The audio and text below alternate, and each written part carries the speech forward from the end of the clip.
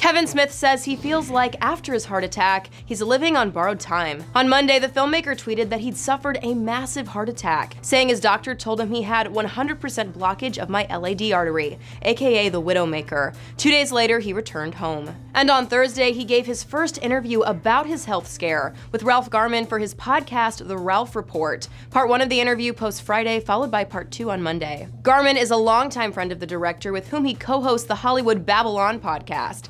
Smith told him, "I don't want to say I feel like a dead man walking, but I do feel like I'm not supposed to be here anymore. And it doesn't make me want to leave, but it makes me appreciate how, like, all right, let's do everything." He told a story about how his dad was close to death and then made a miraculous recovery and lived 2 months longer on what he called borrowed time, which he himself now feels like he's living on. Smith also noted how lucky he was that he wasn't traveling at the time and was able to get to a hospital quickly enough for doctors to save him. He said, "I was supposed to be dead in that room, no doubt." Still, if it had been his time to go, Smith told the host that he felt like he'd accomplished everything he set out to, and more. He revealed, "I only ever wanted to make Clerks. 25 years later, I did more shit than I ever imagined." He said that he got to do things that people only dream about, and it all came so easy to him. He added, "So if this is the price you have to pay for all that ease, checking out before age 50, how can you argue with that? Don't be shitty, pay the bill. It's time." But still, his health scare made him realize that life is short and has prompted him to focus on living a healthier lifestyle.